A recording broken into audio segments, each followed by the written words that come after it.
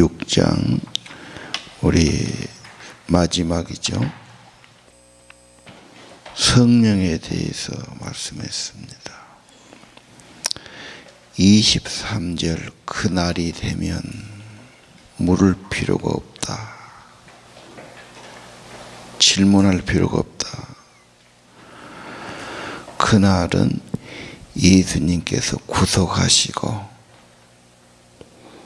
부활하시고 성령을 주시는 걸 말하죠. 그래서 성령이 오시면 완성이 있죠. 구원의 완성이고 특별히 기도에 대해서 24절이 기도 응답의 확신에 대해서 우리가 외웠던 구절이죠. 아버지께 구하는 것은 내 이름으로 주실 거다. 내 이름으로 구하지 않았다. 구하라. 그럼 받으리라. 너의 기쁨이 충만하리라. 그래서 예수님은 성령은 기도하게 하는 거고 기도를 통해서 기쁨, 생명, 힘을 얻게 하는 거죠.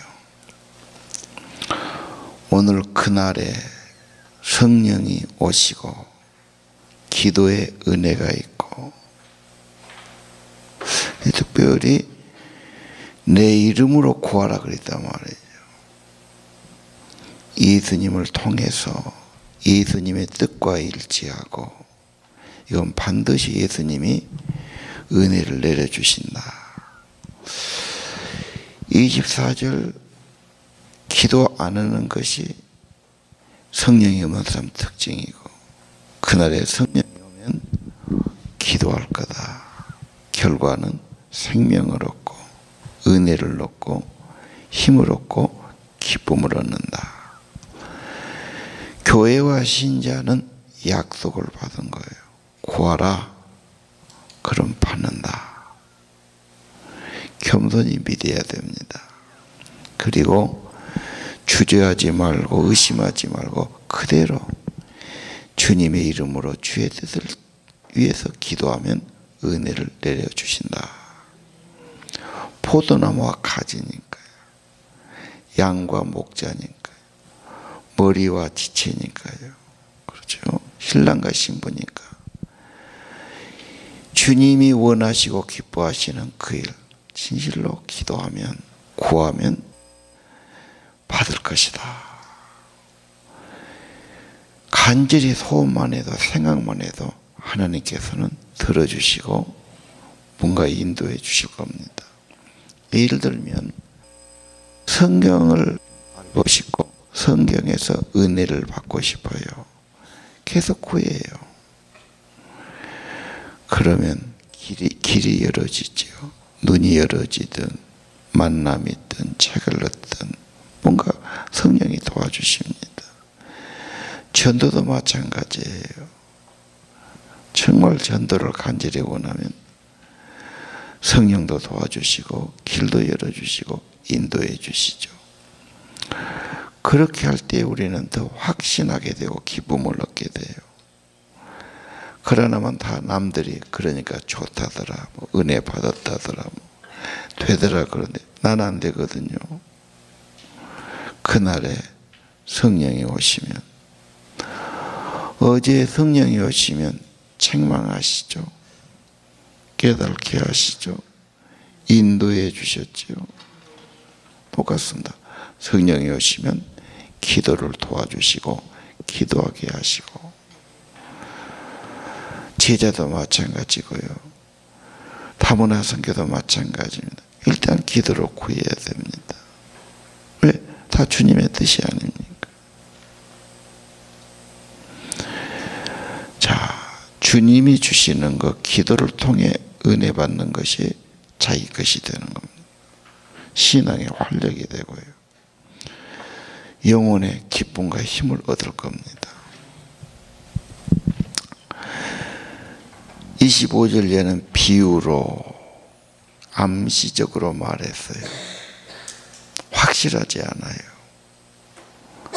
그러나 이제는 눈으로 보는 것처럼 그 그 아들이 오셨고 속죄를 하셨고 그분이 하늘나라 돌아가셨고 성령을 주신다고. 성령이 오시면 확실해진다고. 믿음도 확실해져요. 예수님의 구원도 확실해져요. 하나님의 사랑, 하나님이 정말 나를 사랑했을까? 지금도 사랑하실까? 그것도 쉽지 않거든요. 성령이 오시면 그 사랑을 체험하게 해야죠. 내 마음에 부어준다고 로마서에 말했죠. 십자가의 은혜, 십자가의 사랑을 부어주시니까 자연히 아버지 나를 위해서 생명을 주신 분이 내가 주의 뜻대로 살겠다는데 구하는 걸 주시지 않겠느냐. 구하는 겁니다. 아버지 앞에 나가는 겁니다. 기도해라 해라 해서 되게 어렵습니다. 은혜를 아는 사람이 성령이 임하면 기도하게 하고 겸손하게 하고 기도해야 된다고. 기도할 때 은혜를 받으니까요. 신앙생활, 은혜생활은 기도생활이다. 기도가 안 되는 거 이거 큰 병입니다. 성령의 도우심이 필요하죠. 그 다음 28절에 보면요. 예수님은 아버지께서 나와서 세상에 왔다. 사실이죠. 하나님 독생하신 분이 나타나신 거네요. 그분이 다시 세상을 떠나서 부활하고 승천해서 아버지께로 가시는 거죠. 그리고 그분이 속죄했고 생명이 되시고 승리하셨고 하늘에 계신 표로 성령을 부어주시고 어디에? 내 안에 함께 하시죠. 영원히 같이 계시죠. 평안도 주시고 힘도 주시는 거죠.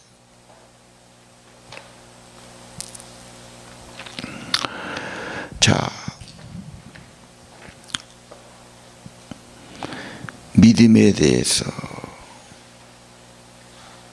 30절 내가 믿습니다. 나를 믿느냐? 내 말을 믿느냐? 나를 따르겠느냐?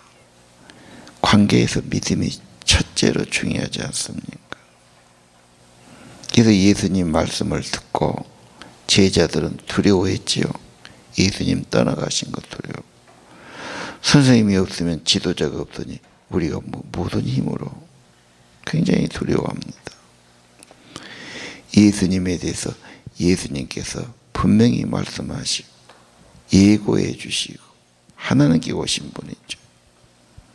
또 하나님이 이 땅에 오신 분이다. 예수님이죠. 교회는 이 땅에 있지요. 이 땅에는 여러 가지 어려움도 있고 오해도 있고 박해도 있고 핍박도 있고 미움도 있지요. 그래서 17장에 가면 기도해 주시는 거예요. 중보기도. 지금도 물론 주님은 우리에게 기도하실 겁니다. 제사장의 기도, 중보기도. 이 땅에 사는 연약한 삶들, 어려운 삶들이죠. 문제가 많았죠. 그래서 기도의 삶이 중요하다. 그래서 아까 24절도 구하라. 그럼 받는다. 성령이 오기 전에는 기도가 잘 안 돼요. 하려고 애를 쓰지요. 성령이 오시면 은혜부터 임하고 31절 다시 믿느냐 물어보세요. 불신하니까 두려워하거든, 방황하거든, 갈등하거든. 길이요 진리요 생명이십니다. 하나님이십니다. 생명을 주시는 분이시고 부활을 주시는 분입니다.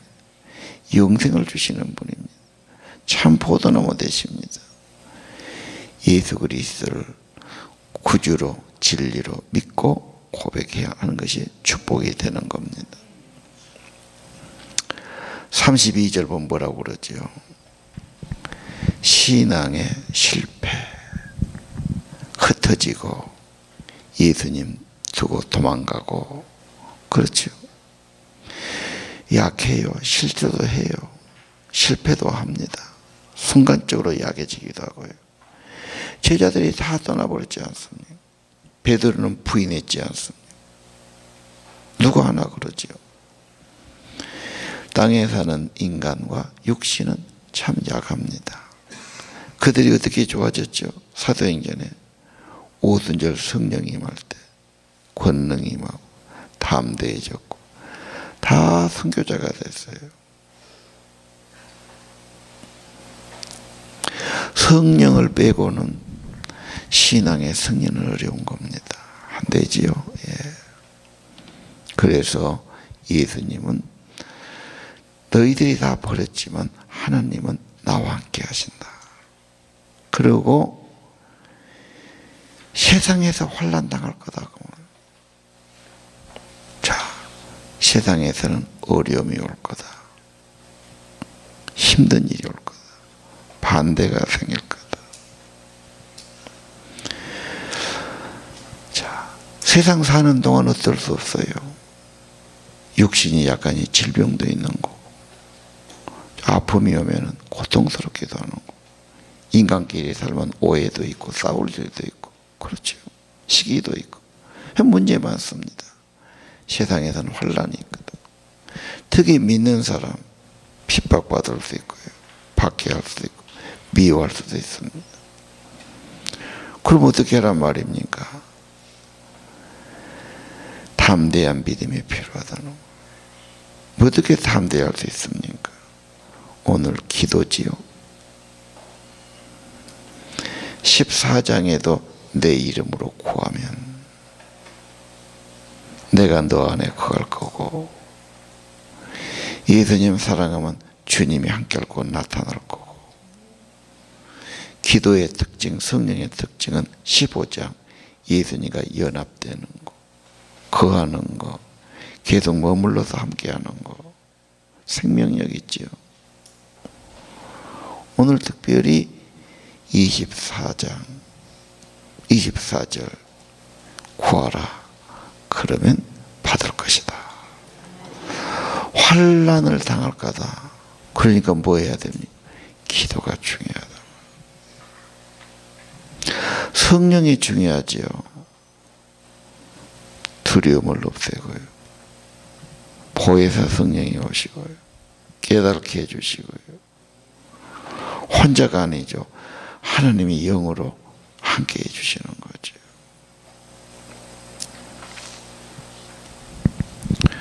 세상에서 위축이 되기도 하고, 주저앉기도 하고, 고민되기도 하고, 어려움이 계속 올 수 있습니다.